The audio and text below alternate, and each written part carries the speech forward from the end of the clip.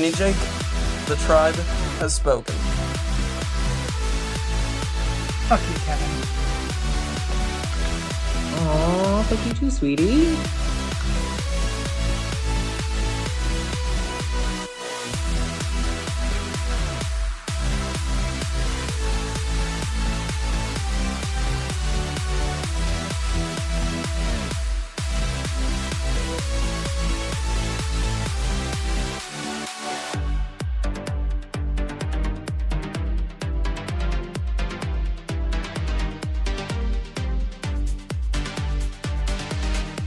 I'm JJ, one of the original Tribe of Nerds members.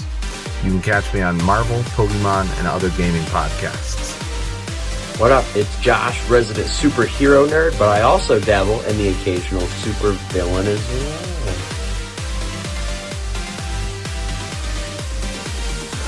Some may know me as the Chaos Gremlin, but really I'm just Joe King. Pikachu, use Volt Tackle! Good job, Pikachu!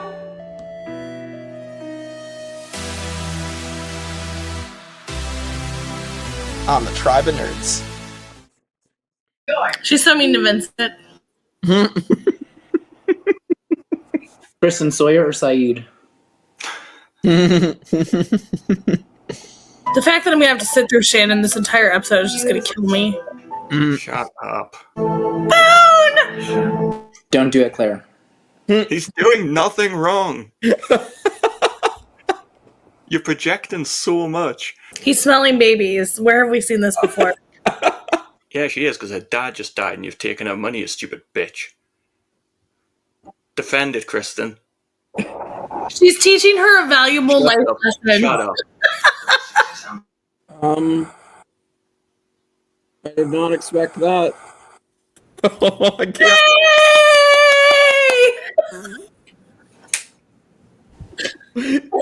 Oh, this is gonna be a really recording. Hey everybody, welcome back to the Tribe of Nerds. Kristin, Michael, Kevin, and I are here for Season 2, Episode 6 of Lost. And Michael's dressed in his best funeral attire because we have to talk about the death of Shannon. Yay! Heinous. Absolutely heinous behavior. I will start off this podcast by saying, like, comment, subscribe, but also I'm sorry for anybody that I'm going to offend because I'm going to be laughing and basically dancing on this poor girl's grave. So yay for me. Yeah, like me and Michael standing up for Shannon, comment how wrong Kristin is, subscribe so you can see us argue with her moving forward. Best podcast ever to date. I've been dreading this. Dreading. No, I mean, like we said off air, I did in 2005. I wasn't like first time watching it. I wasn't as upset. I was just kind of like, oh well, Shannon wasn't one of the main characters, so I wasn't as upset. But having watched it a couple times, so I don't expect Jake to be distraught. But having watched it a couple times and getting to see more, getting to be able to pay more attention to her and seeing more of who she is, I do feel very bad for her. I went from oh, she's surprised to oh, that really sucks. I think you'd have to be pretty heartless not to. Yeah, I mean, and look who is excited. Yeah, no, I feel bad. It sucks because I really did not expect it to lead to Shannon getting shot and killed. And she's been this more of a background character because there's episodes where she's not even in them. And so I haven't really gotten super attached to her as a character. But yeah, I mean, just I do feel bad. It sucks. And yeah, it's genuinely one of those shocking moments that we've seen so far in the show. And definitely raises the stakes. Yeah. This island is very dangerous. It doesn't care if you already lost your brother. It'll kill you too. Yeah. A week later. Right. It's so tragic. Yeah. Yeah. Like we saw when we were at his grave that it's still like freshly covered up. Yep. Well, any interesting facts before we get into it? Listen, yes, there's no really interesting facts other than the fact that nobody cares because she was completely useless this entire time, so it's finally here. But we did have numbers. We had Shannon say that she was going to be working 16 hours a day at that internship, so the number was there. Also, after Cindy was taken, we were left with 4 tailies. So that was the number, but not spoken. So there are the numbers that we talk about all the time that they're either spoken or not there. They're just there in the background. So that is the another number we had. 42 times Kristin had a bad take. 42 times of Shannon being useless. Yes, you're correct. Oh my. I think Kate is the other. No, Kate and Son don't appear in this episode. No. Jack has a cameo, but he has no speaking lines. Jack does appear. Yes, we'll bring that up here shortly. But yes, so should we jump into this? Because let's jump into it. I will try my best for you, poor Michael, but buckle up. We start off this episod with seeing Shannon's ugly face. And come on now. Wow. I told you to buckle up. You're meant to be an impartial narrator. Let's just lead us through this without the jabs. She's dead. You win. I mean, I had to do it, but she was also mean to Vincent, so that's on her. She was not mean to Vincent. She did. She was like, "You hungry dog?" Like she can't even use his name. Shannon's horrible. Anyway, but just for Michael, I will move on. So Saeed surprises her with his love shack that he has built. He is all ready for the sexuals, and so I wonder if that tin roof is rusted. They are having a good old time in the shack. She brings up like, do you always have to wear this gun? He says, I have somebody to protect. He didn't do such a hot job of that. But here we are. We get also going over to the Tailie section over here. Echo has now returned. We see them kind of sitting there for a minute. Sawyer, as sick as he is still taking the jabs at Ana Lucia and beat his cocky jackass self, but I love him for it. And Echo does return. He said, we need to move. I've seen them. We need to head out of here. We go back to the love shack, if you will, after the sexuals. And she wants some water. So Saeed goes out to get her some water. Meanwhile, she literally hears something come into the tent. She thinks it's Saeed returning. She's like, that was quick. It's not. It's Walt. With water. With water. With lots of water because he's drenched. And so she screams, obviously. That would be terrifying for anybody to see. This random person, let alone a kid that's not supposed to be there, appearing in your tent. We see her and Saeed kind of, he's like, you must have fallen asleep. I love this moment where he's like, you must have fallen asleep. In what? Is she like, does she have what's it when they have they fall asleep out of nowhere? What is it? Narcolepsy? I think narcolepsy. Like, what are you thinking? That she literally fell asleep in 2.2 seconds? He thinks he tired her out that much. He's much. proud of himself. That good that she just passes out from exhaustion. But we do see her kind of arguing back and forth. I know what I saw. Like, what are you talking about? It wasn't a dream. Charlie walks up and he's like, hey, what's going on? He's like, nothing. She had a nightmare. They walk off because Shannon's pissed that he's not listening to her. Claire walks up with the baby, and we start to see this Charlie and Claire, which we'll see play out in this episode where Charlie's like, why is the baby awake? She's like, well, I heard screams and I woke him up. Would you have rather I left him over in the tent? And he's like, so you heard screams and ran towards him with the baby? And she's like, yeah. And he's like, you're an idiot. He takes the baby and moves on. Shannon packs up her stuff that she brought to the love shack because she's not feeling so much love anymore. So she takes off and leaves, which leads us into our first flashback.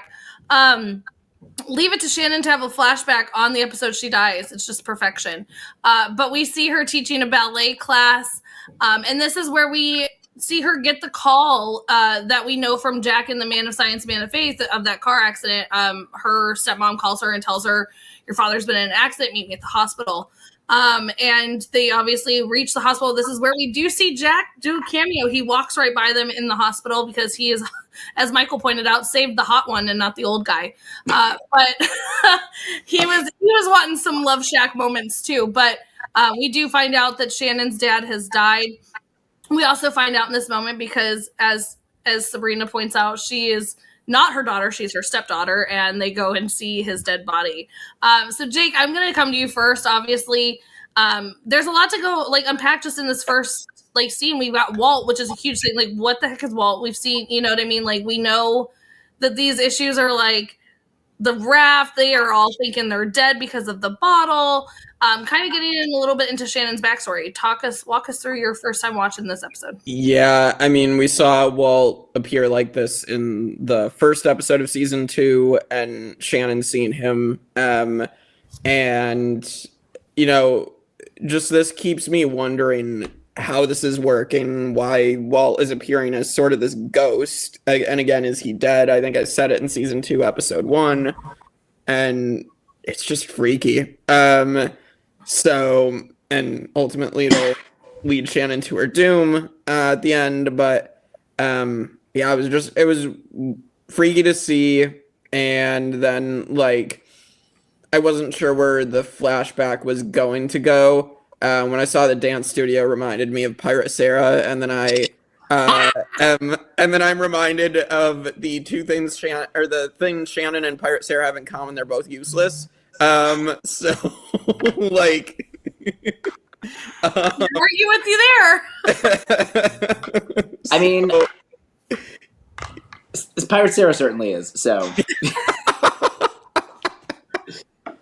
Yeah, so I just had to make that joke. But yeah, no, I mean, I wasn't sure where that was going to go. And I don't know, I kind of seen her in the dance studio and something like, I don't know, it was cool to see Shannon involved with something that she loved. So like in that flashback. So I actually kind of liked that as opposed to the last flashback we saw with her and Boone, where she was just seen as like how she normally is with being the spoiled rich girl. So liked it kind of humanizing her a little bit there.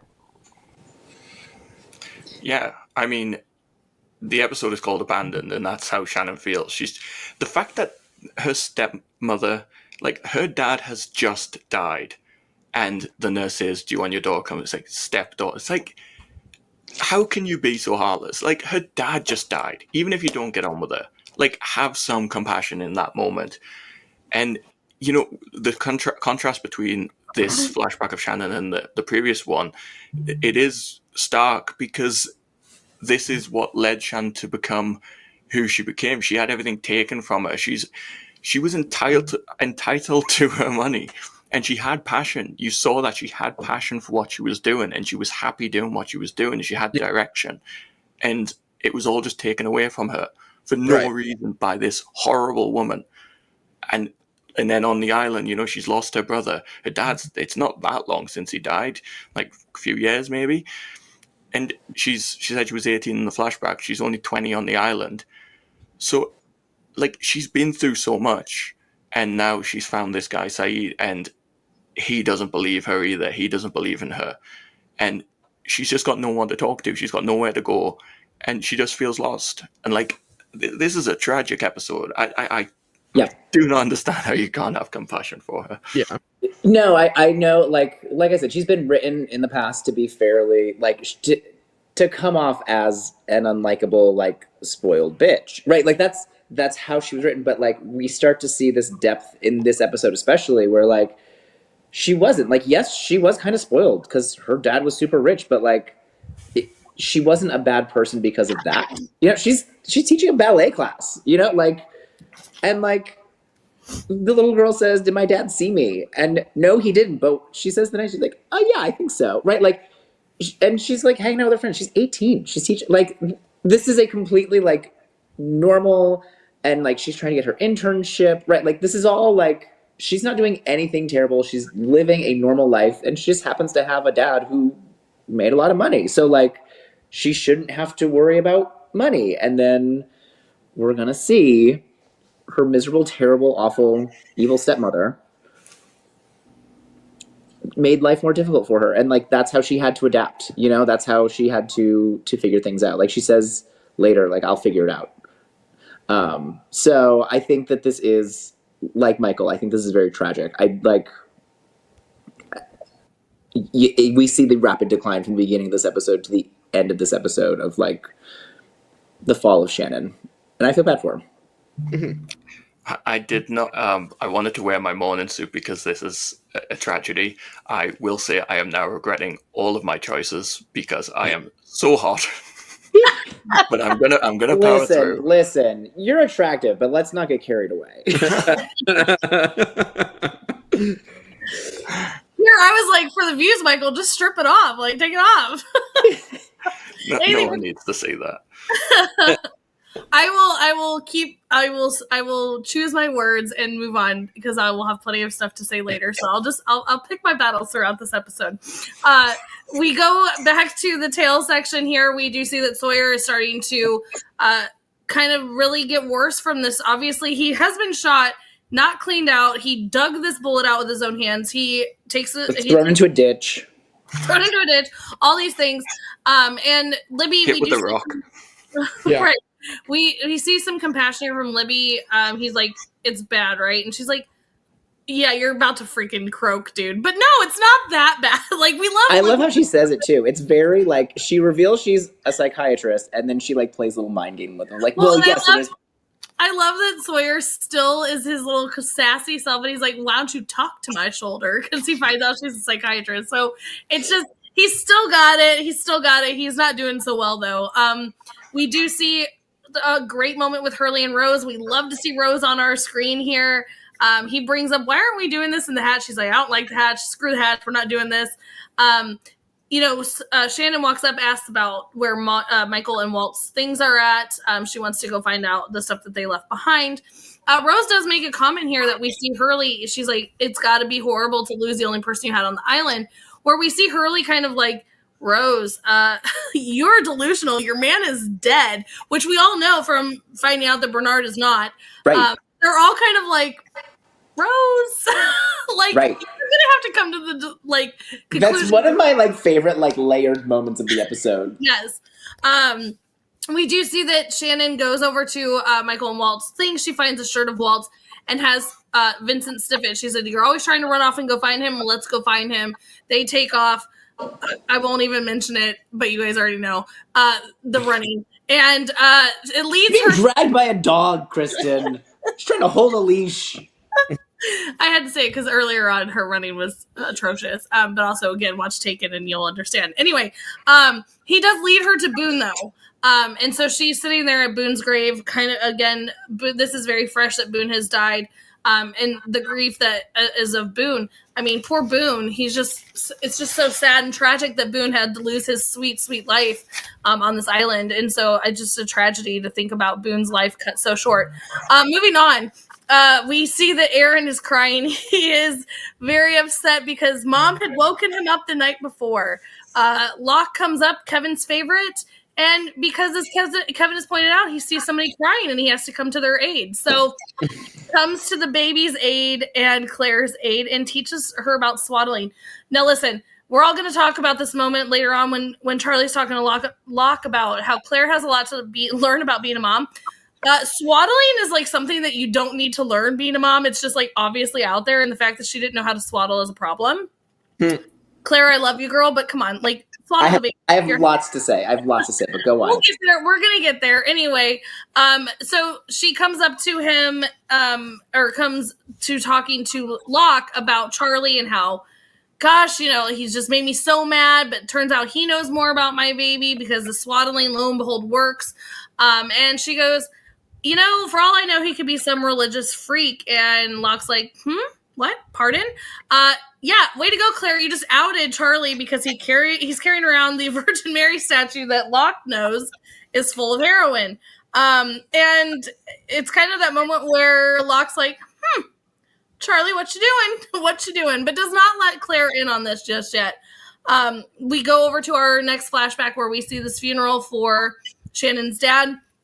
And my favorite man returns besides Sawyer. Boone is back. Thank you, Boone, for showing up. And he, of course, comes to Shannon's aid, hugs her. Obviously, it's a moment of sadness for her. Her dad is gone. If I ever, when I lose my dad, which hopefully is like 5,000 years in the future, I can't imagine the feeling of losing your dad. So, very sad moment for Shannon here, and that's all I'll say on the matter to give her just a little bit for Michael. But we do see that they go into her bedroom. He offers her a drink. Like, who doesn't serve booze at a wake? I agree, Boone. I agree. But he brings up to her, have you talked to my mom? And she's like, no, she's doing her thing and I'm doing mine. I wrote down here because I say this jokingly, and if anybody in my family is watching, don't watch anymore. But there's a moment I understand is like a step monster moment of like, she brings up, she's always resented my relationship with him. Like, this has obviously been since they've been together. So this is not something new. Boone even has addressed it. Like, have you talked to my mother? And it is what it is. Like, you can't really change the fact at this point. Like, I always say, if you're going to marry into somebody that has kids and things, they're kids. You're now your kids. Like, you need to get over that fact, whether they are your blood or not. Mm-hmm. So definitely a moment there that for whatever reason, it is what it is. You can't really change it. So I'll stop there. I'll let Jake give us his thoughts, and then you guys can go to town with all of your lock and all the other crap. So Jake, walk us through this next section. Yeah. So when they're in the hospital, is that the Jack cameo where you see Jack walking by? Yeah. So with his 90s haircut. Yeah. It was only 2005. The 90s were not that long ago at that point. It was still an okay haircut. It's just funny. Now, yeah, I mean, we had heard the mention in the episode where Jack chooses to fix Sara of Shannon's dad. So it was cool to get a follow-up to that finally. And yeah, and then obviously cool to see Boone again. Obviously, I mean, I'm assuming at this point that we're probably done with Ian Somerhalder altogether at this point in this show, because Shannon's now going to be dead too. So like, there's not really much else you can do with the two of them, because the other one's not there for them to be around. So they can both be Force ghosts on the island together. Yeah, they're gonna definitely pull Star Wars stuff into Lost. No, it was a cool moment though. I liked how Boone was, spending time with her and trying to help her, like, throughout this episode of, like, we'll see later, he's willing to give her, some extra money to help her get by for like a month while he gets situated with his new job. So I thought that was really, really sweet and supportive. And again, I think it gives a more positive light to their relationship and to Boone as a whole. So I enjoyed that. Do you want to do your rant, Kevin? It's not going to be a full rant. I would just say these are some of the things that I don't like. About Locke. Like, why do you wait until he's crying and she's tired because she got woken up? Why do you wait till that? If you knew how to swaddle a baby and you knew, like, it only isn't until we're an adult that we want to be free. Like, fuck off with that bullshit. But like, if you know how to swaddle, why did he wait till he was crying? If you know how to swaddle a baby, why are you waiting until now to do it? It's because, like he always does, he waits until people are at their lowest to be like, I'm the one to pick you up. Come join my little Locke cult. It's annoying. I don't like it. I would also say he doesn't, for as much as he like thinks he's a know-it-all about Charlie and addiction, he is not. He actually has a lot to learn about how to help someone with an addiction. And so I like his immediate like, oh, well, this means that he's using again is like, and then like the way he treats Charlie later, like I really very strongly dislike that, because it comes from a place of such confidence on his part, but he's so wrong. So these are just some of the reasons why I don't like. I never liked that character. I completely understand the way he is written. I completely understand the role he plays in the show. Terry O'Quinn plays him wonderfully, but I can't fucking stand him. But I think no. a lot of your reasons tend to be like projected as fact that it's not like, why did he wait till Aaron was crying? Because that's when Aaron needed help. Like, the baby was fine, and then he walks past and he hears the baby crying, so he steps in and helps out. He has a trick and it works. Like, I missed the last episode. I caught up on it. You know, the whole sweet moment there between Sun and Locke, where he's helping her when she's having a breakdown in the garden. It's like, he's just helping. He's just helping. It's like, this guy can do nothing with you. Man, this feels like deja vu. I feel like another like American Michael stepped in and said those things. But like, I appreciate it. You're welcome. I like. Okay, so like when my second goddaughter was born, right? Like I house sat for my friends. They went and had the baby. The first day they were back, I came to check on, like, okay, are you all set up now? Is everything good? And my friend is like day 3 out of giving birth, and she just takes the baby. She goes, I'm not real good at this, but I'm gonna take a nap now. And just like wraps the baby up and hands it to me, right? Like, there are opportunities before the baby is crying and she's at a low point where you could, if you know how to do this, help. Like, to me, it always comes off as, yes, it's helpful, but there's a little something extra in it. Like, he's gonna get a little something out of this. Like I said, oh, you're at a low point? Look who came to help you. The Savior. Now, come join me and push the button, or whatever dumbass thing he wants to do next. And like, I don't appreciate it. I like, just be there all the time. Just be there all the time. Help her learn to swaddle the baby when she's not in a desperate moment of need. There's a lot going on. They're surviving on this island. It's not like they're all just sitting chilling. There's things happening. But he always has time to show up when someone's crying. Because he's around. Do you guys, like, on this, do you think Locke was doing anything wrong? I'm curious about this because, like, I do not actually on this one.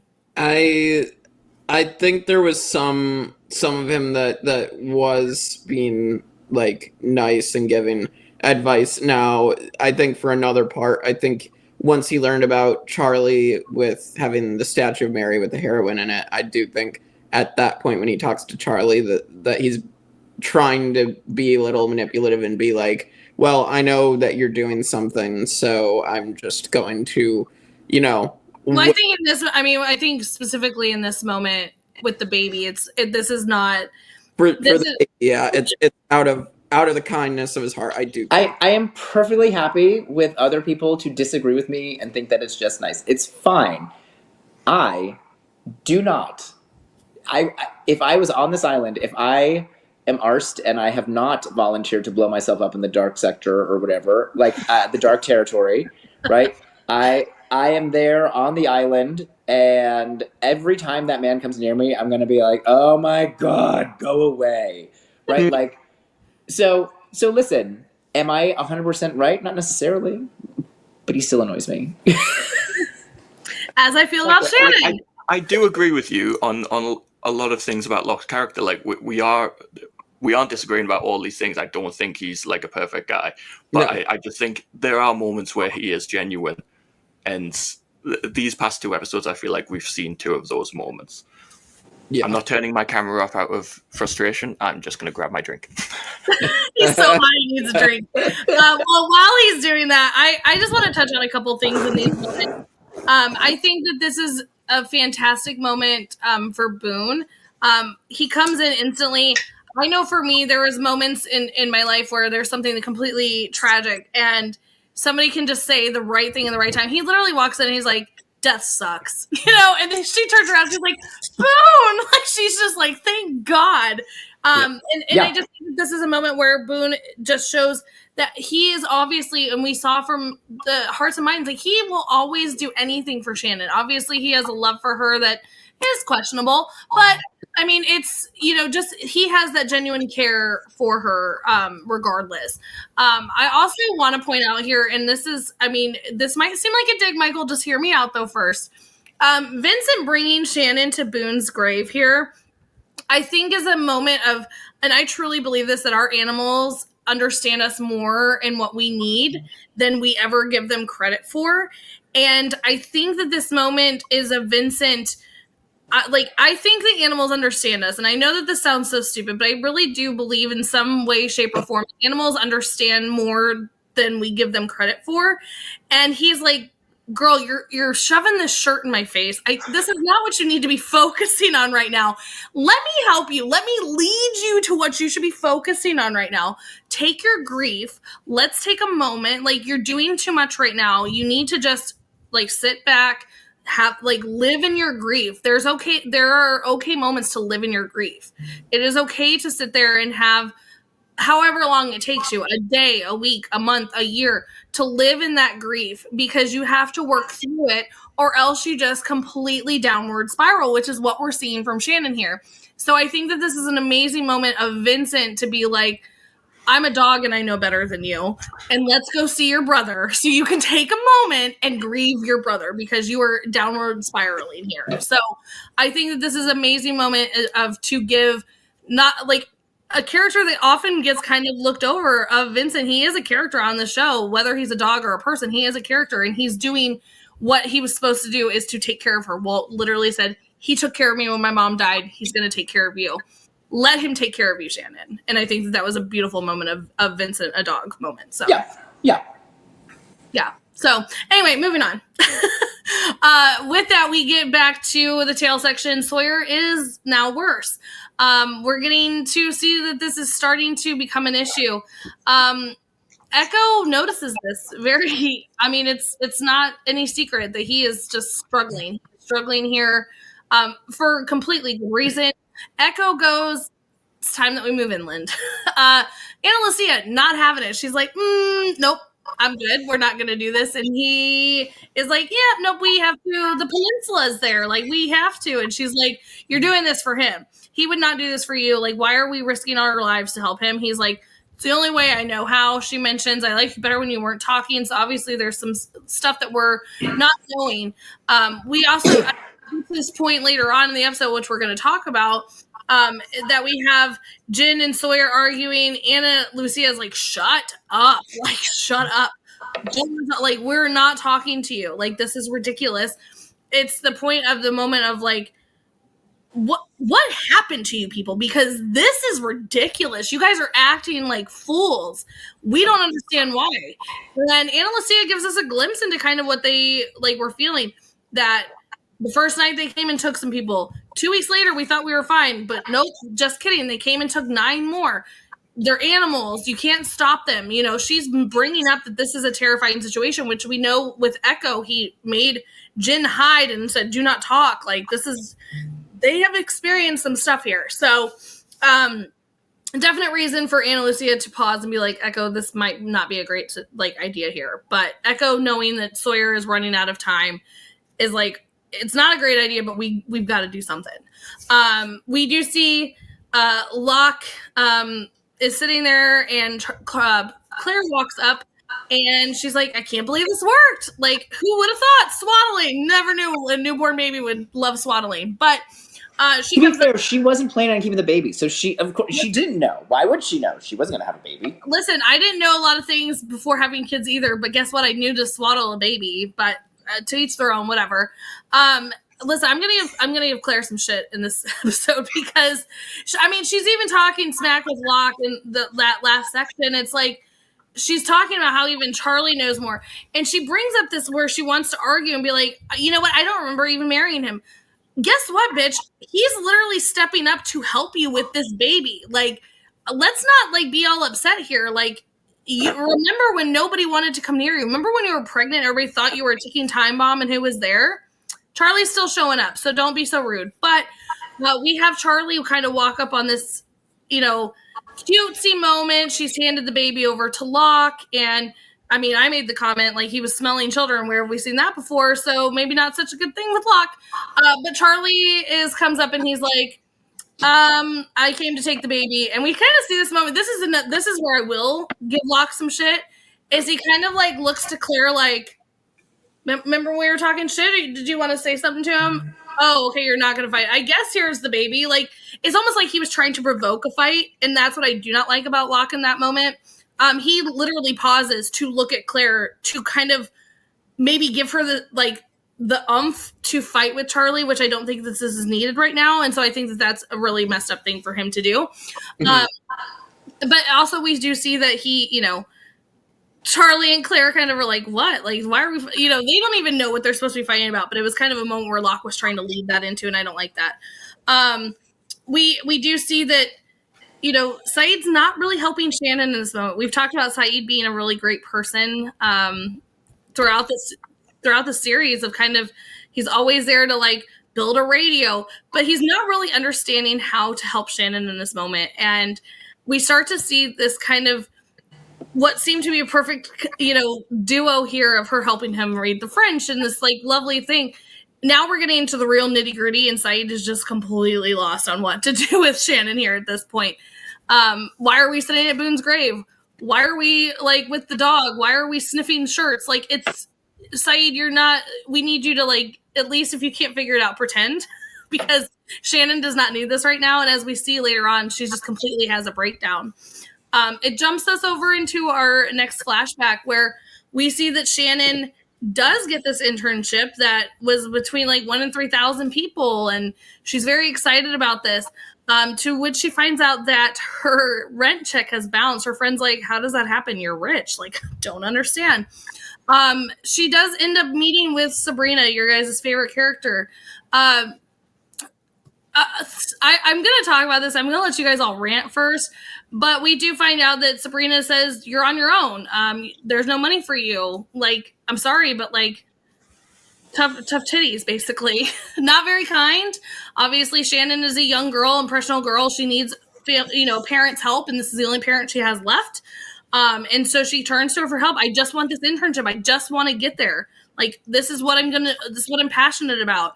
And we just see that Sabrina she doesn't care. She has not a care in the world, obviously just because of their past relationship. So I'm stopping it here. Jake, lead me through your first impressions, and then I'm sure Michael and Kevin will go through all of their hates for everyone. Ding, round two. Yeah. Here it comes, round two, but yeah, fuck Sabrina. That's yeah, I she sucks, and that's what I gotta say on that, because I'm sure you guys will rant about her more. On John Locke, that's the fun part of him. The complexity of John Locke is, like, he is manipulative, but also can be a nice guy. Like, there's two sides of the same coin, basically. And so I really like that about John Locke as a character. I can understand the frustration with him, but also I can understand, like, maybe seeing where, like, the commonalities there. But I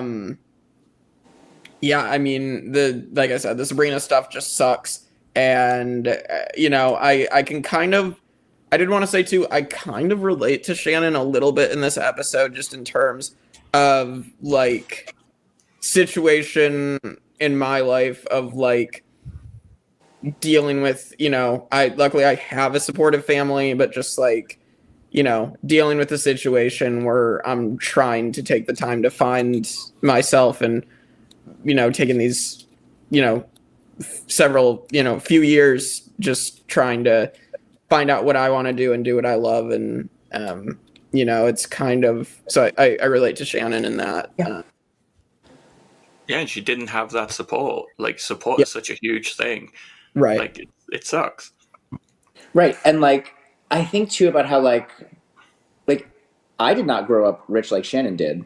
But, like, my parents kind of, like, set me up, like, okay, you have to get a job. And, like, I started to build up my own savings. Like she didn't have that. She didn't have to. Her savings was her dad, right? Like, she had a little rinky-dink job teaching ballet. Like, she was doing a job, but like she wasn't saving to pay for an apartment because she didn't have to. And so for Sabrina to just cut her off as if well, this is your problem. Like, but like that's not fair to her, right? And like, yes, eat the rich, and yes, she's spoiled, and yes, blah blah blah blah. Like, there's all yes, but like, it's not her fault, you know. Like, she didn't do anything wrong, and Sabrina's just there to be a bitch for no reason. She's up there with Susan. She's up there with Anthony Cooper. She sucks. I don't know what the Lost producers, like, what bad relationship they have with their parents to always make this be the case. But and her dad would not want her, like, her dad would not want this for her dad not want that. Yeah, he would not treat her like this. And the way she like says as if like, oh well, this is what he wanted. He wanted to all go to me. Like, no, he didn't, because he would have told her that. He would have told Shannon that. Like, if anything happens to me, you're gonna be on your own. But he didn't, right? Like, so fuck Sabrina. She sucks. I Locke. Listen. Same thing. He's trying to like instigate this little argument and like drive a wedge between people, and he's trying to get Charlie into trouble, and just like, bro, just like, what do you want? What do you want? Just be normal. Just be normal, and if you want to help, help. And if you want to be there for somebody, be there for somebody. And don't like try to instigate fights. Don't like wait till they're at their lowest point. Just be there to help people. So I find him annoying. If I was Charlie, I would have also walked up like, okay, now hand me the baby, because I'm here all the time. Like, you made a crib when she was lonely, and then when the baby was crying, you walked up to teach her how to swaddle the baby. That's what you've done. I'm up every night with her. I'm walking her. I'm holding the baby all the time. I like, get out of here, bro. And like, is he the dad? No, he's not the dad. But like, who are you to just come in and decide what's best? Like, Claire can decide what's best, and so far she has decided on me. So fuck you. And I am with Charlie. Did we get to the scene between Locke and Charlie yet, or is that in the next section? Okay, I'll save it for that, because yeah, we'll have round 2 then. But I will say, like, a character like Round Locke, 2? You mean like 10? Yeah, true. Like, in so many of the characters on this show, the fact that we can so hotly debate them and have different opinions on them, it's what makes the show so great. Yeah. So it's like, if we all had the same opinions on these characters, there wouldn't be much to discuss. And there's so many shows where, you know, there's not much to say about these characters because they're very two-dimensional, and Lost isn't like that, so we can have these discussions. Just throwing out there, in case anyone thinks this is legitimately getting heated between us. I will talk about the tailies section, because the whole like terror of what these people have been through, and you know, when they said they came back and they took 9 more. Yes. It's like we were concerned about Ethan turning up and he killed poor Scott or Steve. And like, in the night they came and took some, they came back a few days later and took some more, and then they took 9. How do you take 9 people away from a camp? How many of them are there? Like, how strong are they? Like, it's scary. I do see in the fandom a lot of hate for Ana Lucia.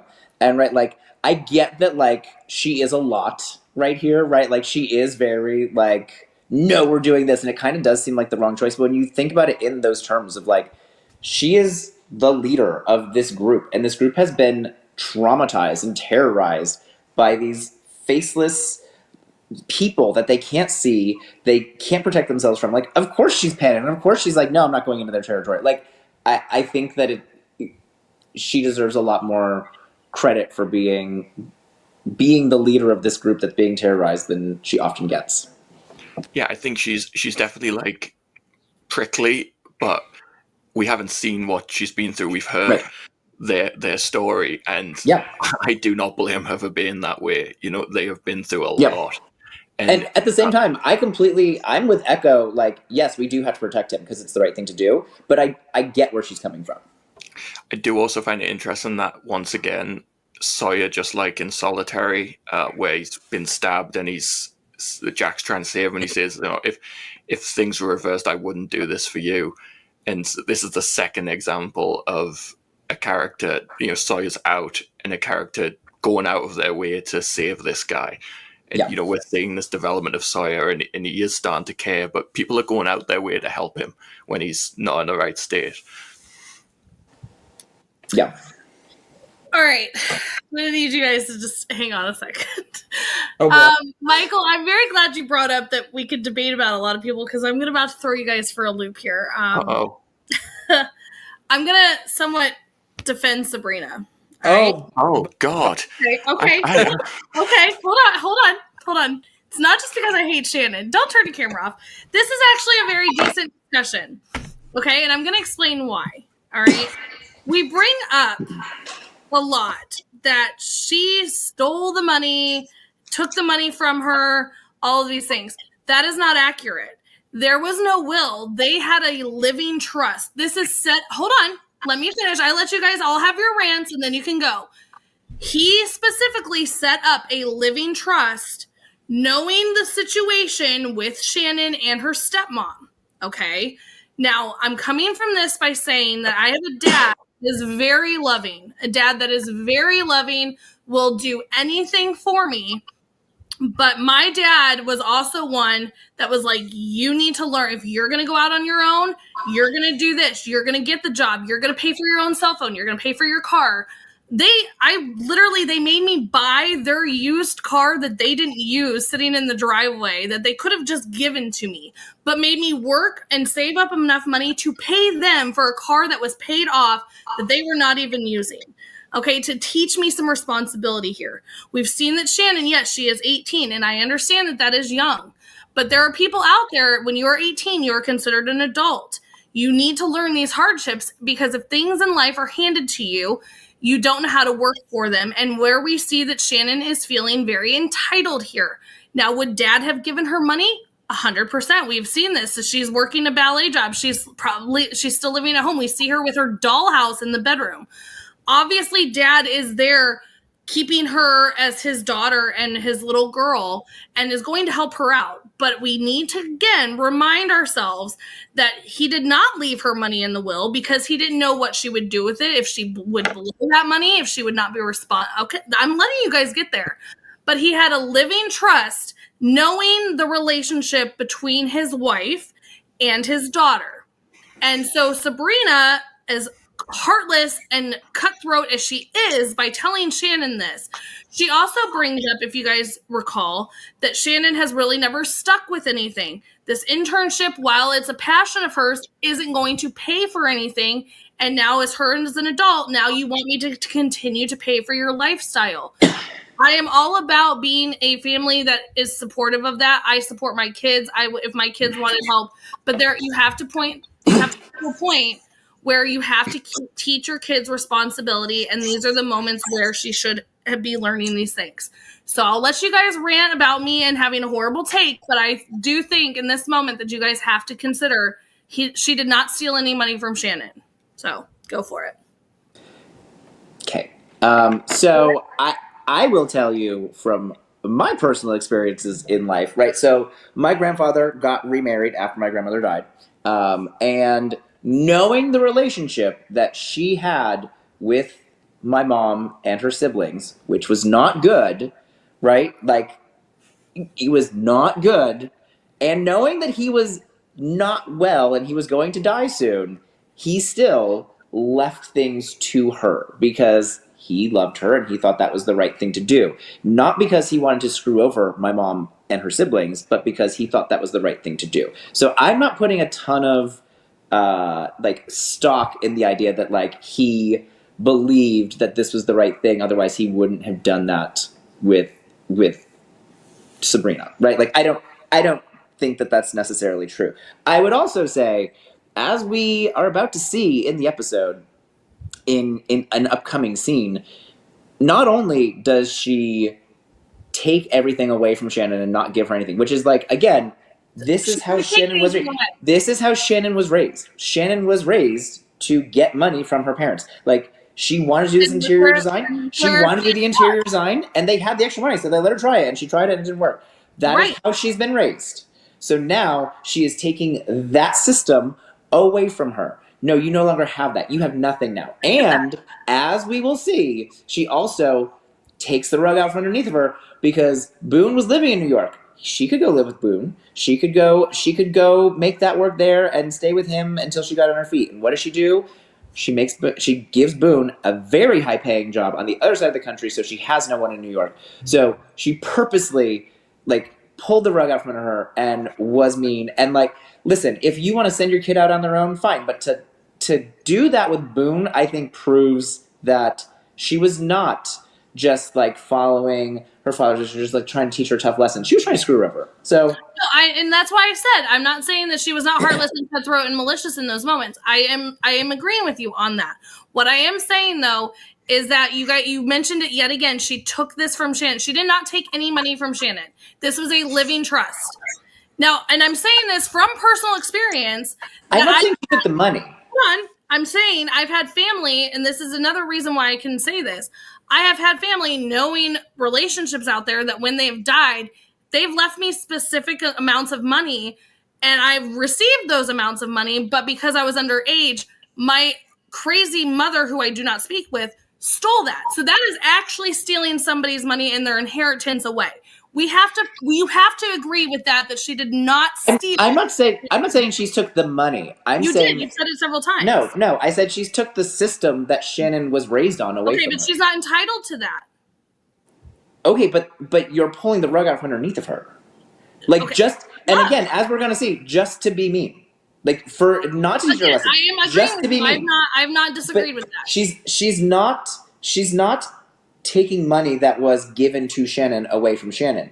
Shannon is accustomed to living life in a certain way, and she just takes that lifestyle away from her. Takes the ability. What we're led to believe throughout Shannon here is even when we saw her in the Hearts and Minds, all these boyfriends that Boone has paid off, is we're just getting the money that she was entitled to. She's not entitled to anything. She is not entitled to anything.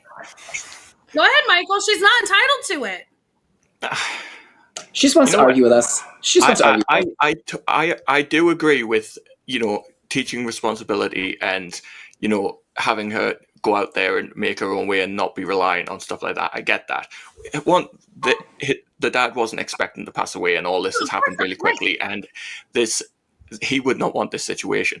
No, Kristin, let me. No, I'm saying I agree with you. I do think he would help her get to New York. The whole thing. If Shannon was saying, "Hey, I need money. I'm going on a night out. I need money to go buy clothes. I need money to go do this," yet you're being irresponsible. You're not entitled to this. But she is trying to pursue a career that she is passionate about, and she gets all of that taken away from her. And the only word we get is Sabrina's word, "Oh, well, this is just another phase." She's 18. People have different passions and different phases that she's going through. But if you take away all of that passion, you're left with nothing. If she had just been, if Boone was in New York, they wouldn't have had to spend money on accommodation. If they just give her some money that her dad would want her to have to actually make a go of this and try and do this thing that she's passionate about, maybe she grows as a person. Maybe she's out there and she becomes a better person doing something she's passionate about and living in New York. But it's literally just no, your dad's dead and you are dead to me. Right. But Sabrina has the money to do it. My point here is I'm not disagreeing with you guys on this aspect. You guys are missing my entire point here. No, I get your point. How horrible Sabrina is, and I am agreeing with that. She is horrible. She is stripped. Her dad would have been like, "Yes, here is the money to go to New York." 100%. He didn't expect to die. He got hit by an SUV. 100%. But what we have been led to believe is that she has stolen all this money from Shannon, and that's what I'm trying to get out there as. She did not steal this money from Shannon. Is she a horrible person and ripped the rug out from under her and just did it out of spite by taking Boone away and not giving her the money to go to New York? 100%. But we have to understand that this was a decision made by Dad to do a living trust, and that's one last thing.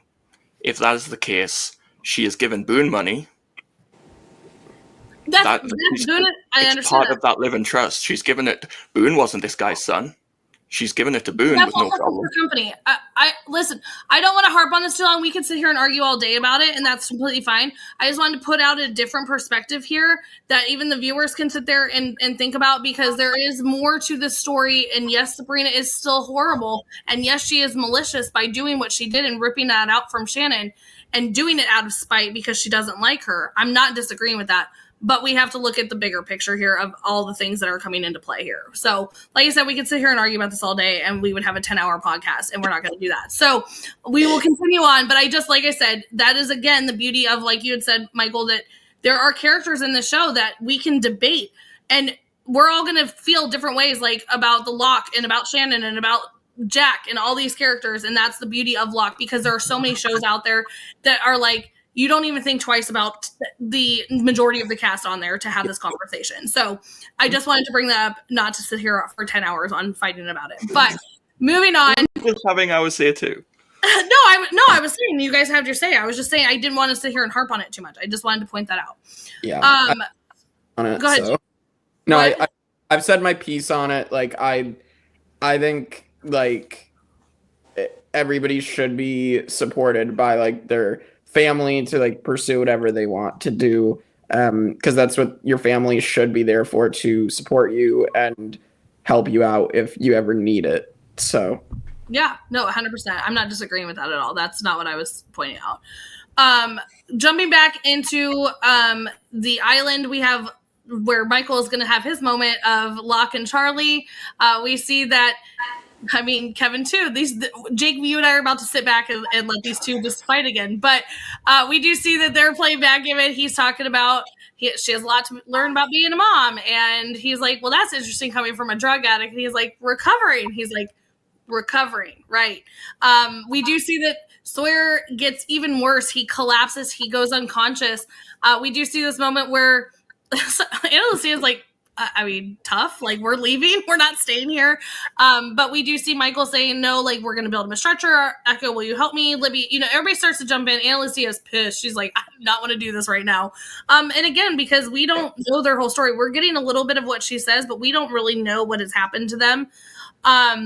I love the line from Saeed here, and it's just kind of, it's not really a dig at Shannon, but it just makes me laugh every time. He's like, you're following a Labrador, not a bloodhound. And it's like so true. It's like, here's the shirt. We're a different breed of dog here, but it just makes me laugh because Labradors are used as hunting dogs as well, too. So it's a funny moment, but Labradors are made for that, for sniffing and things out though too. But it just makes me laugh every time when he's just trying to point out to her like how silly she's being, which is what we're gonna get to at this end of the scene where she's like, you just like you don't believe in anything I do. But Shannon does tell him about that she found the message in a bottle.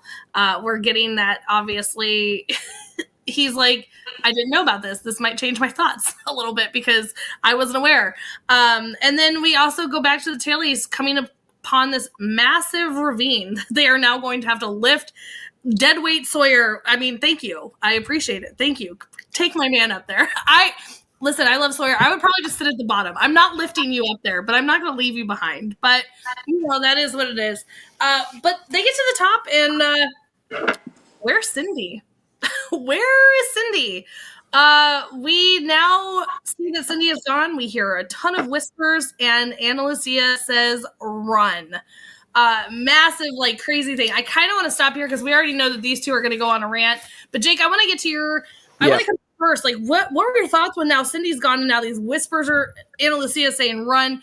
Obviously, you can talk about the Lock and the side and all of that, too. But I want to go to where your thoughts are and, like, they were all just right there, and they came and took Sydney, and nobody noticed. So I just kind of want to know where your thoughts are. Well, yeah, I want to talk that out because it's interesting. Like Cindy, for me, like she was one of these like the tailies that we didn't really get to know. Like we didn't really get a good sense of what her personality was or anything. Like we knew Anna Lucia, we knew Libby, and we knew Echo. Like those three were, and Bernard, like we had the connection there from Rose. So like we knew those four, like who they are, what their personality is, what their connections might be.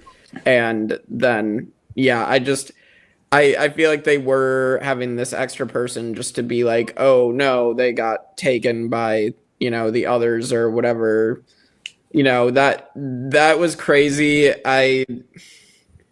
Now I'm like, yeah, with everything and with the Walt stuff, like I don't know how exactly these others work. I mean, they're not like, I mean, based on Ethan, I mean, he wasn't like immortal. Obviously, he got killed by Charlie. So like, it's very, very odd. So that's kind of my take on it. Yeah, they seem very supernatural, right? Like we hear them whispering. They seem to have like incomparable strength, right? Like he's kidnapping Claire and hanging Charlie at the same time, right? Like these people seem like super villains, right? Like they're very scary. I do like it is frustrating to me to watch Saeed the whole episode like kind of dismiss what she's saying. Like, bro, we're on an island where like the things that we've seen here, you're shocked that she sees Walt. Like, give her a little credit. Maybe she did see Walt, like after everything we've seen on this island. And then when she has a moment where she's like, we found the bottle, I'm like, oh yeah, that's right. He really does think Walt's on the boat. Like, because the boat just recently left and he doesn't know that they found the bottle. So like, it does kind of like, not calm me down because I'm not like worked up, but I am like, I do get frustrated. Like, bro, like you got attacked by a fucking polar bear and you're surprised that like maybe Walt is here. Like what? So I do appreciate that kind of that line to like, okay, well I guess Saeed isn't that bad, and he did take his shirt off, so I can't hate him. And no, like again, I'm not gonna go off too much on Locke. I know I've brought it up before. My friend who gave me his paraphernalia, he couldn't bring himself to get rid of it, but he knew he couldn't have it anymore. Right? Like this is actually a very realistic thing for Charlie to do, and for him to immediately assume and accuse Charlie of using the drugs and like not ask him and not talk to him about it and just like immediately set that tone. It makes me so mad. It makes me so mad. Like, fuck you. But it's fine. Mm-hmm. I'm not like an expert on the history of this, but the whole others thing kind of reminds me of like Vietnam from what I know about it. This like idea of like guerrilla warfare, and we've seen them in the previous episode, like their camouflage, their stealth stepping through the jungle. This is their territory, and we've got these people that are just clueless idiots just marching through with no real understanding of their surroundings. So they're just being picked off by the inhabitants of this place that know the surroundings better than they do. So that's always been my kind of take on the others just swooping in and being able to grab someone so quickly. On the Locke thing, I do think it's kind of retaliatory. I can't say that word. Retaliatory? Yes, that's the one. There was too many iteries in there. It's not Charlie's place in that situation to be judging Claire. Like, I understand the frustrations, but Charlie's saying, like, she's got a lot to learn about being a mom. Like, yes, she was going to give the baby away. Yes, she's learning on the job, but this isn't your kid. I do appreciate Charlie for being there and being helpful, but, like, he can't be judging Claire on her ability of being a mother, because it's not his kid. And Locke just responds to that comment, which was out of line. Yeah, I never take it as Charlie being judgmental of Claire. I take it as Charlie being defensive of him helping Claire. You know what I mean? Like, I think that there's like a subtle difference there of like, he's not saying Claire sucks. He's saying Claire needs help. And like, that's what I'm doing. I like, that's more of how I take it. And I think Locke immediately takes it differently because he already believes this negative thing about Charlie, Yeah, I agree on the whole drug thing, but I do think there is a kind of possessiveness that Charlie has in this situation that, like, Claire's his, responsibility. The baby is his responsibility, and it's perfectly fine for Locke to also step up. Like, you can see him getting immediately frustrated by this guy just helping, and he's immediately his backs up about it. I think there's room for multiple people to help, and I do think Charlie's a bit shitty in this situation, but I do agree on the drug thing. I think Locke's a bit shitty in this situation.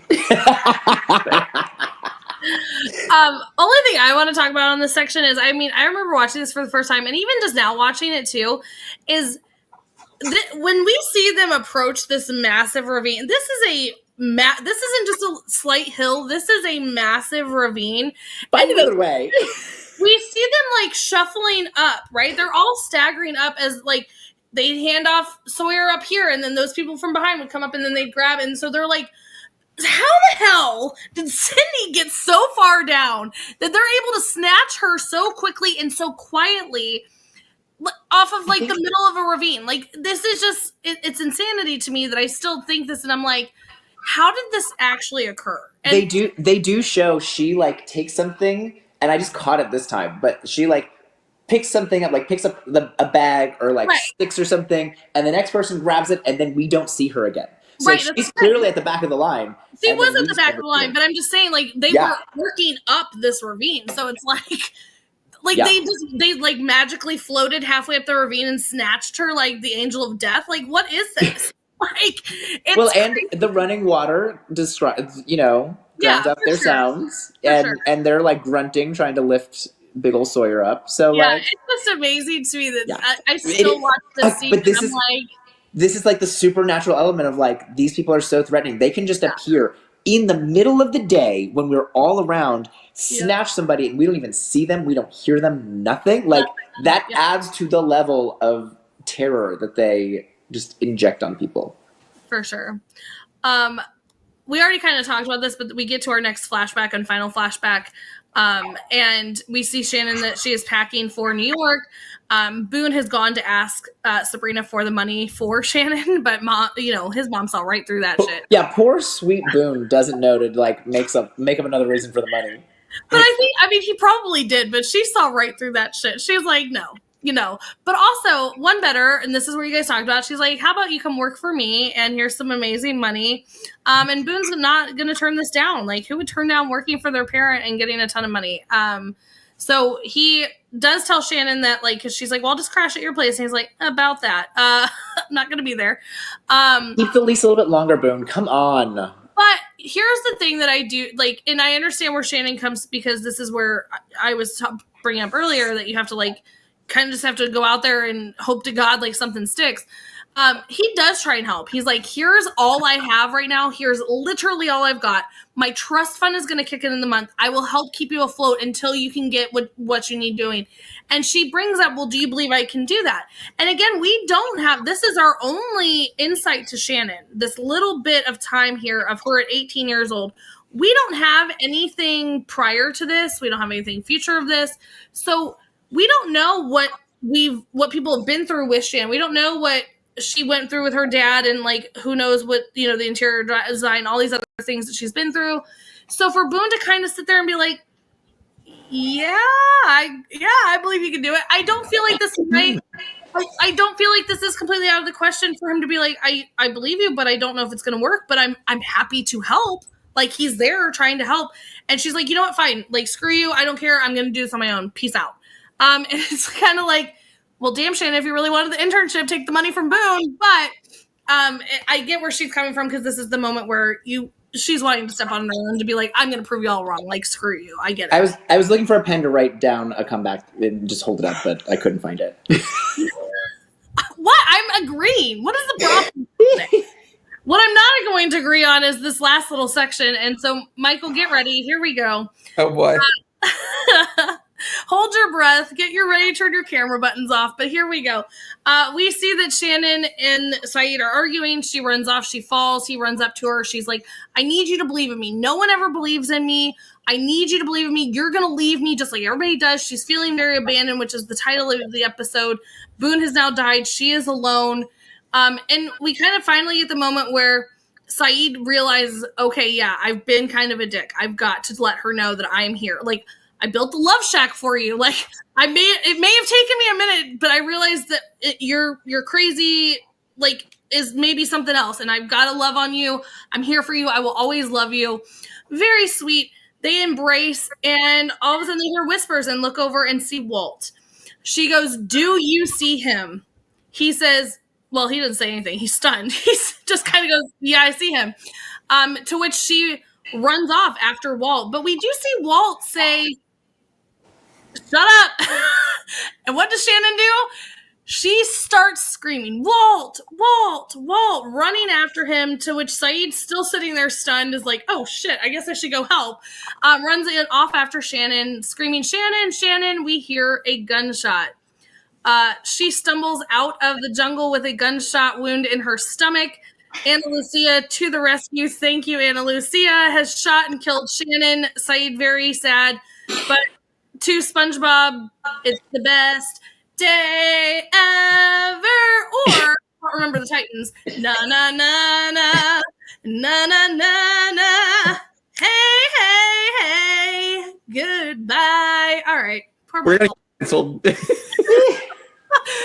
Michael. But you knew it was coming. Anyway, end of Lost. So, Jake, kick us off. I mean, Yeah, Jake, what's your reaction to all this? Very stunning. Like, this was not expected. And all of us, when we're watching them for the first time, are doing Jake like... Yeah, I did not expect this to be the end of Shannon. Like, I definitely was not thinking that. It's like with Sawyer, because they make it seem like, oh, Sawyer's like infected, like his shoulder's infected, and you know that's obviously not good. So you're like, they're not gonna kill Sawyer here probably, and you know they don't. And then you're like, oh, of course, like you know they might run into the rest of the crew, but like you know it's not gonna end poorly. And so just to hear the gunshot, I'm like, well, crap. And one thing, I'm like, I am wondering because, Ana Lucia, like, for Shannon and Saeed to both, like, shout and for her to still shoot is interesting because they would have heard them shouting, and I don't think the others are going to be, shouting or yelling. Like, I feel like they would have known that wasn't the others, but I don't know. That's what is a bit confusing to me. But no, I'm covering here. I was gonna just point out. I mean, it is downpour torrential rain, so yeah. the screaming might be muffled. Well, also, we do see that Jin, Michael kind of run up after this has happened. We see that they kind of pick them up. So they wouldn't be able to say, "Hey, they're screaming for my kid," right. Yeah. And so she doesn't know who Walt is, right? No. So she doesn't know this. So it's raining, like downpour raining. They feel like they're being chased by those whispers too. Like they're running away from the whispers, but we hear the whispers by Shannon and Saeed. So like we know the whispers are all around, and so Ana Lucia probably sees a bush move and assumes that it is one of these whispering voices that's been chasing them this whole time and been kidnapping people. So, like, it is very tragic, but I think it does make a lot of sense. And then the other, like, tragic half of it for us as viewers is we know, like we see, like, oh, Jin and Sawyer and Michael come in, like they're not going to be able to have any sort of, like, revenge. There's not gonna it's not like you killed Shannon in cold blood and we're gonna get you back. Like there is no one to get back. It was an accident. Like that's the tragic thing of like watching it unfold in front of you. It's just like there's nothing we can even do. There's no way to fix anything. Like she's just shot and gone. So I think it's incredibly sad. Even if you are not a Shannon fan, I think it's incredibly well done, and I think that this whole episode contextualizes her so well, and I think it's a shame that we don't get to see more of her. Like, so much of her life has been figuring out how to con Boone to get the money from his mom, and now money is not an object, and Boone is not around, and like, who is this character now? I think would have been very interesting. Yeah. So I think that is a shame, although it makes sense because there's like 1 million people on the show. Like some of them don't even appear in this episode. So I get it. But yeah, I think story-wise, tragic, fan-wise, just disappointing, shocking. Yeah. And raises the stakes. For sure. Yeah, it really comes out of nowhere. Like, I don't think anyone saw that coming the first time they watched it. It is so sudden. And Yeah, it's just disappointing. I think I think it's good for a show to have dramatic and shocking moments like that that really catch you unawares. I think when you're watching TV, you become quite accustomed to how things build up, and you can see things coming a little bit. So to hit you like that completely out of left field is well done by the writers.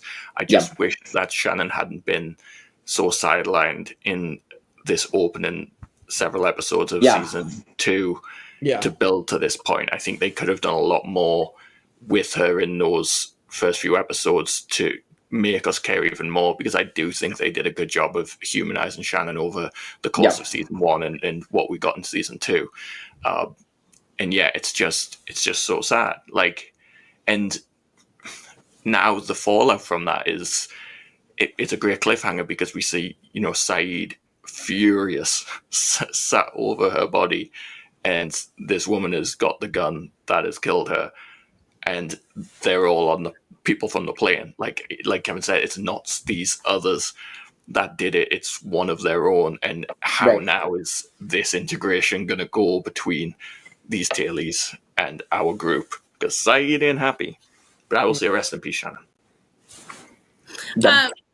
I will say, just for Michael's sake, and I think I've talked about this in a spoiler section with Kevin before, is I do agree. I feel like we could have gotten a little bit more from Shannon. Not that I really wanted it, but I do think that this, I feel like they could have, like I said, we don't know who she was before. We don't know why Sabrina's an asshole to her. We don't know why Boone maybe doesn't believe that this is going to work. We could have had a little bit more before, leading up to the interior design and why that failed. We could have had a little bit more even after this happened, what she did. Did she get to New York? Did she make her way? I felt like we could have had more storylines with Shannon. Again, not that I wanted them, but we could have. And I felt that is kind of a shame, because as we see, we never got, this is the only flashback or any insight to Shannon that we ever got. We got a very little taste of it from Boone's flashback in season 1, but we never did get a Shannon one until she died. So, I think that's probably where they could have done a little bit more with the story. Sure. It's very crazy that they chose to kill her off this soon when there was more they could have told. So Well, that is it. Abandoned. So rankings and favorite, least favorite. All right. So favorite, least favorite characters. Least favorite, it's obvious. So she can kick rocks. And then favorite. Oh, this is tough. I'm actually gonna go with Boone. Because in the flashbacks, he was very supportive of Shannon. And I liked, as much as it's weird to be saying a character in a flashback after they are dead in the present. Mm-hmm. It's a bit weird to make them my favorite character, but based on what we saw in this episode itself, in that flashback, I think Boone deserves favorite character for me. I approve that message.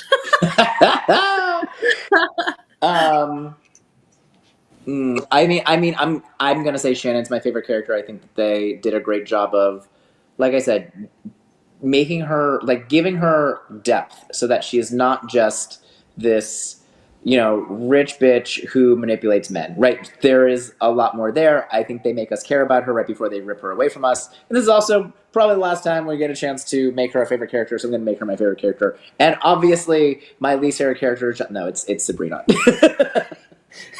Sabrina's the worst. She is the worst. She is mean just for the sake of being mean.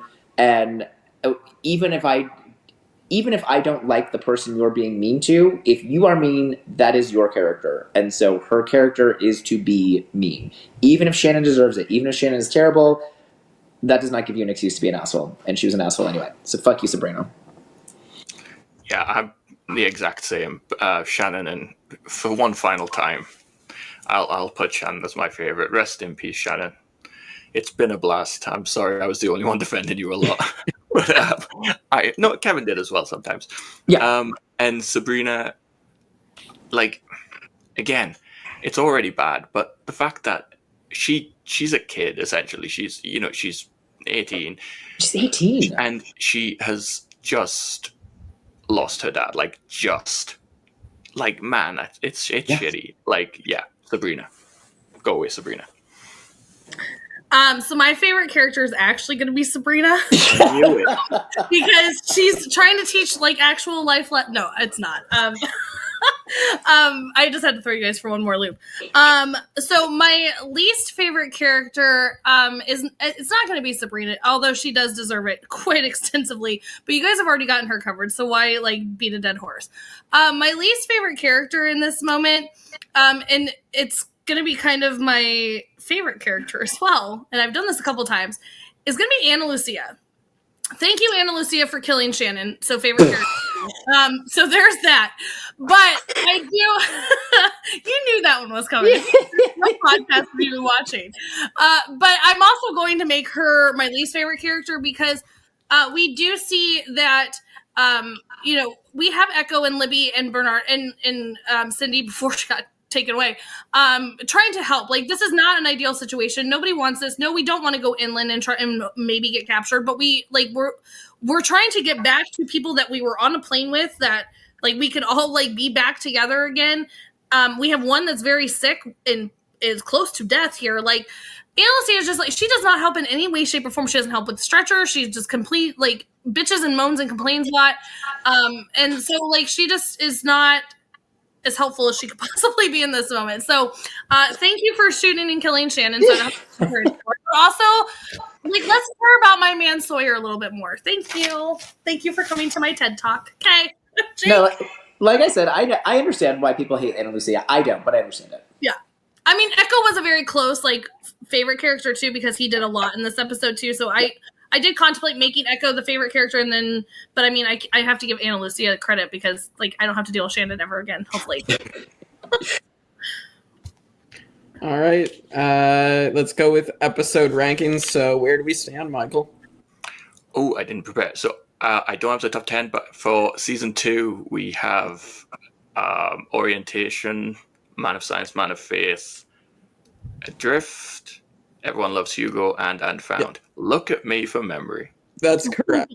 All right, so out of season 2 at least, I'd probably say this should be like number 4. I would say I think that's a pretty good spot for it. I don't think it's a top 10 episode, despite the shocking ending. And the fact that it did give context to Shannon, but it's probably, probably middle of the road outside of the top 10 for me. So that's where I'd put it.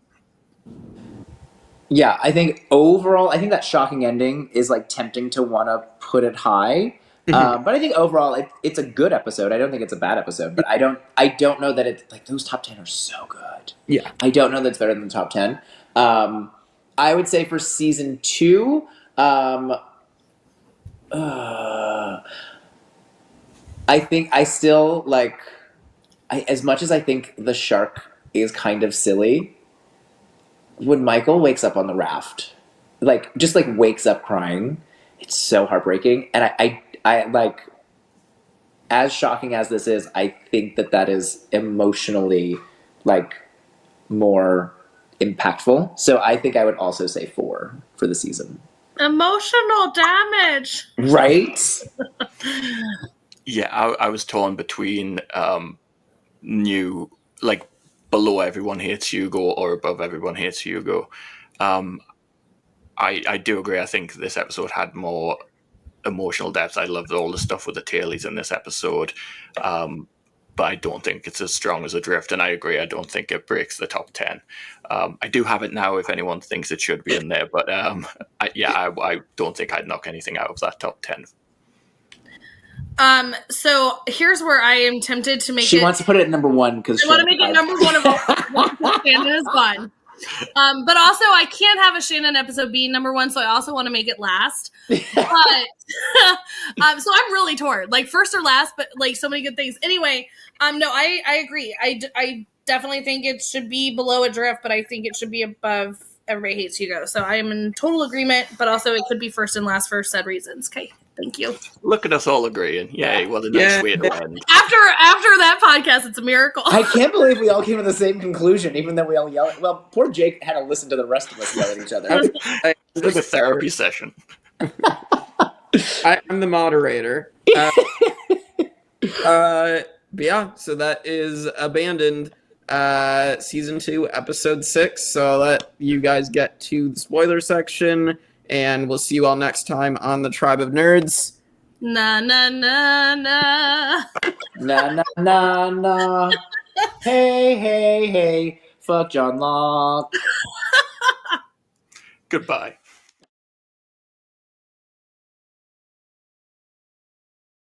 All right, hello everyone. Welcome to the Tribe of Nerds after Jake.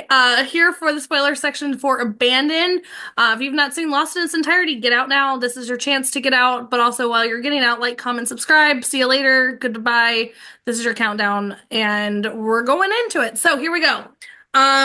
So sorry about your loss, Michael, but I'm so happy for mine. I appreciate it.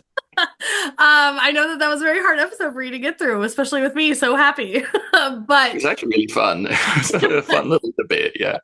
But yeah, so sadly Shannon is gone. I mean, Yes. sadly for you. I say that for you and only for you.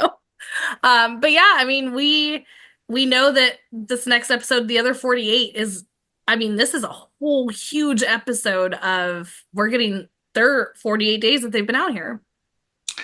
Yeah, like such a fun episode to go back to the beginning and see their entire perspective on everything and how rough they have had it. Like I like the discussion we had about Ana Lucia in that episode about, you know, what a hard ass she is, and we're gonna see she has every reason to be the way that she is. They have had it rough, and yeah, the whole fallout from this is going to be delayed by an episode. But this event, Shannon being shot, is a big catalyst for the rest of this season, and you know, Saeed's rage ultimately directed towards the others after a reconciliation of sorts with Ana Lucia.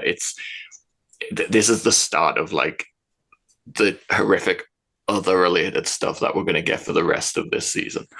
Yeah, for sure. And I mean, we get little tidbits because she did bring up the first night they came and took some. 2 weeks later, they came and took some. We're about to get all that in the other 48. She also brought up the Echoes. You know, she's like, I liked it better when you weren't talking because of this, he stops talking because, as we're going to see, he's going to kill a man from... They tried to take Echo, of all people. That's who you wanted to go grab? That big man? Like, crazy. If you want to take over the place, take out the biggest threat, I guess. But For yeah, sure. they misunderestimated how much of a beast he was. Yeah, for sure. I mean, and you bring up too that they have definitely had it 10 times. Like, we thought, like, being on a plane crash, like, our people had it rough, and we've obviously seen Boone die and things like that, and just some of their hardships. The guy with the broken leg, the shrapnel, all those things. 10 times worse.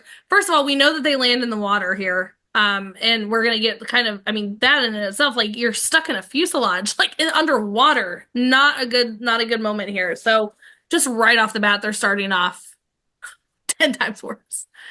Yeah, and I love Mr. Echo as a character. I'm so excited to be getting into his story as well, and the regret and shame that he feels, despite the fact he was defending himself and trying to save his own life. We see him with my favorite character of all time, Benjamin Linus, down in the hatch, where he doesn't know whether this guy's another, but he wants to apologize for what he did and find some, you know, show that he is remorseful, and cuts off his little beard. Well, right. Ben's just like, what is happening right now? What's happening? Yeah. I mean, I think we brought this up that this raises the stakes too, but it also is a massive catalyst for moving forward into season 2.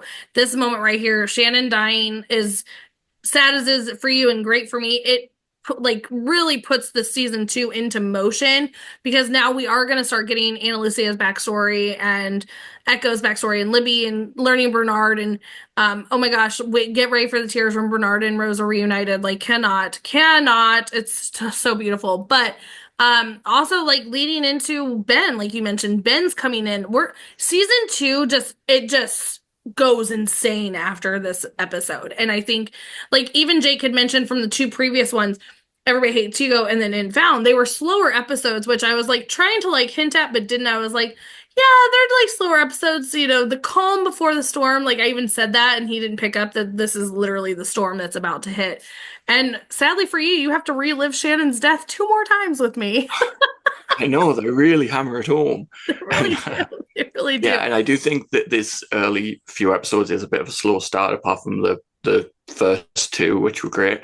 But we've also had the cast completely fractured, and after this next episode, from there we now have everyone back together. You know, Sawyer, Michael, Jin are back. We've got the new introduction of the tailies that are joining our group, and like you say, we're going to get Ben coming in, who's one of the most important characters in the show. We're ultimately going to get Desmond back. This is like the slow build up to our cast being full, and yeah, it just goes crazy. I can't wait for the rest of season 2. Yeah, I mean, I know that I've mentioned this to Kevin, but I know how I have my seasons ranked, like as a whole, and season 2 is just one of the strongest seasons I think that we see throughout. I mean, season 3 too. I mean, every season is strong for their own rights, but season 2 really like hits home where you're like, what are we about to get into with the show? Like season 1 is more like, they crash on an island. There's some weird stuff going on. Season 2 is where things really get insane. And then they kind of just keep building from that. So it's kind of fun to see Jake starting to like realize, okay, yeah, they just killed off a somewhat main character. Like, and we're going to see that a lot in the show. Yeah, I find it really difficult to rank the seasons of Lost, because every single season it just feels like they pull the lens back further, and you discover more as the show kind of spreads out across time and space.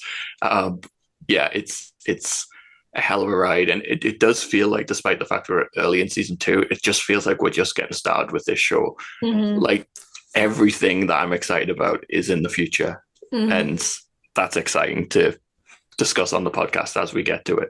Yeah, most definitely. And I like how you said that. Like, Lost is very much like an onion. There's a lot of layers that go into Lost, and I think that's the show. We say it all the time, does an amazing job at like giving us little bits at a time, but we're like wanting us to have more.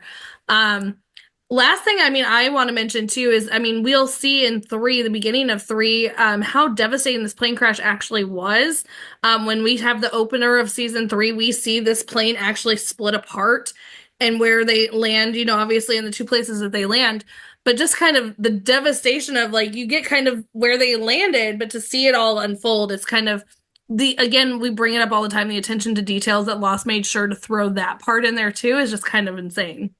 And the third perspective of it, like everyone focuses on our core survivors, and then you have the tailies, but the other big group that we have on this island is the others. So yeah, it's like season 1 we focus on our survivors, season 2 we're getting the tailies, and then season 3 we're going to focus on the others.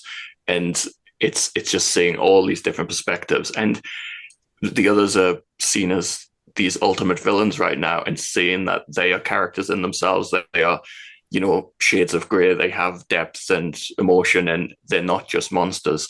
And yeah, it's just this slow build up to all of that. Yeah, for sure. For sure. Well, again, so sorry for your loss, Michael, but that is abandoned and you'll have to relive it 2 more times. So stick with us, like, comment, subscribe. If your comment does have a spoiler that's past this episode, please make sure to put spoiler alert at the top and then lots of spaces, because Jake can't help himself. He'll still continue to read on. But yeah, the curious boy. Right, he is very curious, which I understand. I would do the same. But yeah, with that, we appreciate it. If you have something you want us to bring up on the podcast, let us know. We'll bring it up and we'll talk about it. So thank you guys so far, and we'll be back for the next time of the After Jake. See you later.